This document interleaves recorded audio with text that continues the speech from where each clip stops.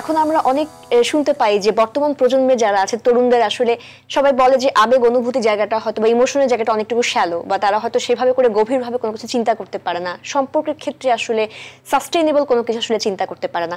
এই বিষয়ে আপনার বিশ্লেষণ কি? অবজারভেশনটা খানিকটা ঠিক আছে, কারণ হচ্ছে যে আবেগটা কখন প্রকাশ পায়, যখন আবেগীয় সম্পর্কটা তৈরি হয়। এখন আবেগীয় সম্পর্ক তৈরি হয় একদম ছোটবেলা থেকে আস্তে আস্তে ডেভেলপ করে। মানুষ সম্পর্কগুলোকে যখন গুরুত্ব দিকে শেখে তখন সম্পর্ক টিকিয়ে রাখার ব্যাপারটাও শেখে। তো যে এখন যেটা হচ্ছে যে কেউ কেউ থাকে যে একটু অ্যান্টি সোশ্যাল পার্সোনালিটি সম্পন্ন মানুষ হতে পারে, ওরা কিন্তু সম্পর্কগুলো করে কিছু সুবিধার জন্য, লাভের জন্য। ফলে এই অ্যান্টি সোশ্যাল পার্সোনালিটি কারোর সাথে যদি কারো সম্পর্ক হয়, ও কিন্তু প্রতারিত হওয়ার সম্ভাবনা আছে।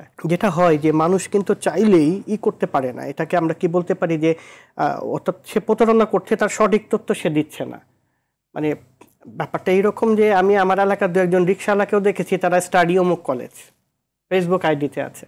এই যে তথ্যটা দিল, তার মানে হচ্ছে সে ভুল তথ্য শেয়ার করলো। তার মানে আমরা ট্র্যাপে পড়তে পারি, ট্র্যাপে ফালাতে পারি, এরকম একটা প্রবণতা থাকছে। আচ্ছা, এরকম ঘটনা ঘটছে মানুষের লাইফে কম বেশি। ফলে ওই যে ট্রাস্ট ইস্যুর জায়গাটা আবার চলে আসে, ফলে সম্পর্কটা খুব গভীরভাবে মানুষ এখন আর তৈরি করতে চায় না।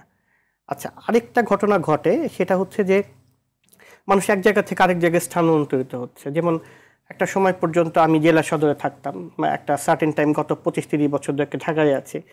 এখন আমার যে ওই দিকে জেলা সদরের দিকে যে সম্পর্কগুলো ছিল, যাদের সাথে কানেকশন ছিল, সেই কানেকশনগুলো কিন্তু দুর্বল হয়ে গেছে। আবার দেখেন, প্রযুক্তির পজিটিভ ব্যবহারের কথা বলি, আমি যদি পজিটিভ ব্যবহার করি তাহলে কিন্তু সেই কানেকশনটা ঠিক হতে পারে। যেমন আমার মনে আছে লাস্ট ঈদের দিন আমার এক ফ্রেন্ড, উনি সৌদি আরবের একটা দুবাইয়ের একটা হসপিটালে কর্মরত, তো উনি একটা আমাদের গ্রুপে একটা গ্রুপ কল দিয়েছে। তো আমি রিসিভ করলাম, দেখলাম যে সাথে সাথে 7-8টা ফ্রেন্ড জয়েন করলো। একজন পুলিশ অফিসার, ওর পোস্টিং ঢাকার বাইরে, ও জয়েন করলো। আরেকজন ডাক্তার আছে, ও জয়েন করলো। আরেকজন ইঞ্জিনিয়ার আছে, ও জয়েন করলো। পরে দেখলাম যে 7-8 জনের সুন্দর একটা গ্রুপ তৈরি হয়ে গেছে এবং আমরা 5-7 মিনিট গল্প করলাম, তারপরে ফোন রেখে দিলাম। তো this is the positive example of using technology, যে আমার ফ্রেন্ডের সাথে অনেকদিন কথা হয় না, কথা বলে ফেললাম। কিন্তু এখন যেটা হচ্ছে, যে কোশ্চেনটা আপনি করলেন যে কেন গভীর হয় না, যে এই কানেকশনটা তাদের ভিতরে পজিটিভলি নাই। অর্থাৎ আমার ভালো মুহূর্তগুলো, আজকে ঈদের দিন আমার একজন ফ্রেন্ড আমার সাথে তার ভালো মুহূর্তগুলো শেয়ার করলো, আমি আমার ভালো মুহূর্তগুলো শেয়ার করলাম, আমাদের পরিবারের সবাই কেমন আছে এই ধারণাগুলো এক্সচেঞ্জ করলাম, কারো কোনো সমস্যা আছে কিনা, সবাই ভালো আছে কিনা, তার মানে একটা পজিটিভ ইন্টারাকশন গ্রো করলো। কিন্তু এখন কি হয় যে একটু আত্মকেন্দ্রিকতা তৈরি হয়েছে। আর একটা বিষয় হচ্ছে রোমান্টিক রিলেশনের একটা লিমিটেশন আমি সবসময় দেখি, সেটা হচ্ছে যখন কোনো রোমান্টিক রিলেশন তৈরি হয়, তার যে ফ্রেন্ডলি রিলেশনগুলো আছে সেগুলো দুর্বল হয়ে পড়ে। কারণ হচ্ছে সে ওই রোমান্টিক রিলেশনেই ফোকাস করে। ম্যাক্সিমাম ক্ষেত্রেই তো রিলেশনগুলো যেহেতু সাকসেসফুল হয় না আমার অভিজ্ঞতায়, তো তখন কি হয়, তখন যখন সে ফিরে আসে তখন সে দেখে সে একা হয়ে গেছে। অর্থাৎ তার ইমোশনগুলো শেয়ার করার জন্য তখন সে লোক খুঁজে পায় না। আবার কেউ কেউ আছে, আমার বেশ কিছু স্টুডেন্ট বা ক্লায়েন্টের মধ্যে দেখেছো যে প্রবণতাই হচ্ছে যে একটা রিলেশন ব্রেকআপ হবে, আরেকটা রিলেশনের মধ্যে জড়িয়ে পড়বে। ফলে যে একটা রিলেশনের মধ্যে ডিপলি এনগেজ থেকে ওটাকে যে সামনের দিকে সে সফল করবে, সেই দিকে ফোকাস না করে সে প্রেজেন্টের দিকে ফোকাস করে। ফলে ওই যে সূক্ষ্ম বিষয়গুলোতে খেয়াল না করার কারণে, মনোযোগ না দেওয়ার কারণে ছোট বিষয় নিয়ে ঝগড়া লেগে আপার সেপারেশন হচ্ছে। আচ্ছা, এতে করে কিন্তু দুজনেরই ক্ষতি হচ্ছে। বিশেষ করে আমরা ক্লায়েন্টদের ক্ষেত্রে দেখি যে ওদের ভিতরে একটা কনফিডেন্স লেস হয়ে যাচ্ছে, ওরা কনফিডেন্সটা থাকছে না যে আমি কারোর সাথে রিলেশন মেনটেন করতে পারি। এর একটা দীর্ঘমেয়াদী প্রভাব রয়েছে। আচ্ছা, আরেকটা বিষয় হয় যে যখন এই রিলেশনগুলো ব্রেকআপ হয়, তখন কিন্তু আরও সে যে এটাকে বলবো যে প্রযুক্তির উপর নির্ভর হয়ে পড়ে, তার বেশি খারাপ লাগার অনুভূতি। সে হয়তো স্বাভাবিকভাবে দিনে একটা গানও শুনতো না, সে সারাদিন গান দেখে, মুভি দেখে সময় কাটাচ্ছে। ফলে এইটার আবার কিছু ফিজিওলজিক্যাল সিমটম দেখা যায়, আবার মেন্টাল সিমটম দেখা যায়, মাথা ব্যথা করতেছে, অনেকে ঘুম হচ্ছে না। এগুলোর সাথে একটার সাথে একটা রিলেটেড হয়ে আমি বলবো যে একটা জটিল অবস্থা তৈরি করে।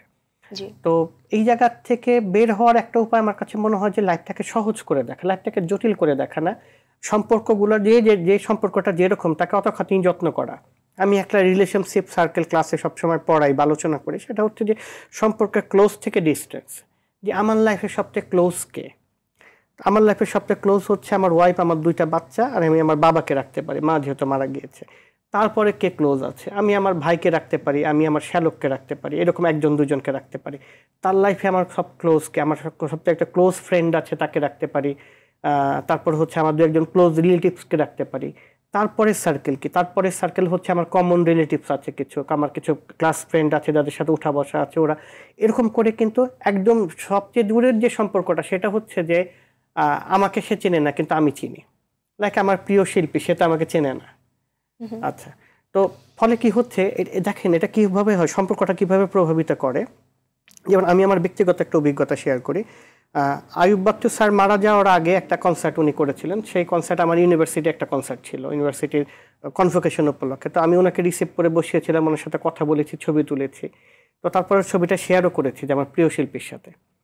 তো উনি যখন মারা গেলেন ওনার সাথে ওই একদিন কথা হয়েছে, কিন্তু মানে সারাটা দিন যে আমার মনের ভিতরে কষ্ট লাগছে, খারাপ লাগছে। বা আমার আরেকজন প্রিয় শিল্পী যখন লাকি আকুত মারা গেলেন, স্যার যখন মারা গেলেন, মানে এই যে আমি এখনো বলতে যে আমার ভিতরে একটা খারাপ লাগার অনুভূতি তৈরি হচ্ছে। ওনাদের লাকি আকুত স্যারের সাথে আমার জীবনে কথা হয় নাই, বাট আই ফিল কানেক্টেড, ওনার গানগুলোর সাথে আমি কানেক্ট ফিল করেছি। এই যে কানেকশনটা, তার মানে আমাকে ওই কানেকশনটা ওনাকে আমাকে মনে করাচ্ছে, ওনার প্রতি আমার একটা পজিটিভ ফিলিংস তৈরি হচ্ছে। তো আর যে আমার ক্লোজ, আমার মার কথা যখন বলবো, যখন আমার সন্তানদের কথা বলবো, তখন তো আমার ভিতরে আরো অনুভূতি তৈরি হবে। সম্পর্কের গাঁথনিগুলো আসলে এভাবে করে আমাদের তৈরি হওয়া উচিত। সম্পর্কের গাঁথনির প্রতি যদি আমরা যত্ন নিই, যে সম্পর্ক যেরকম, আমি বলি যে যেমন আমার একটা সবার একটা কমন সম্পর্ক হচ্ছে পাড়ার দোকানদার, ওর সাথে ভালো সম্পর্কের সুবিধা কি জানেন? আপনি রিক্সা থেকে নেমেছেন, ওভার থেকে নেমেছেন, ভাঙটি নাই, ভাঙটি দিয়ে দিবে। প্রত্যেকটা ছোট ছোট সম্পর্ক আমাদের দৈনন্দিন জীবনে যেগুলো তৈরি হয় সেগুলোকে আসলে যত্ন করার একটা জায়গা আছে।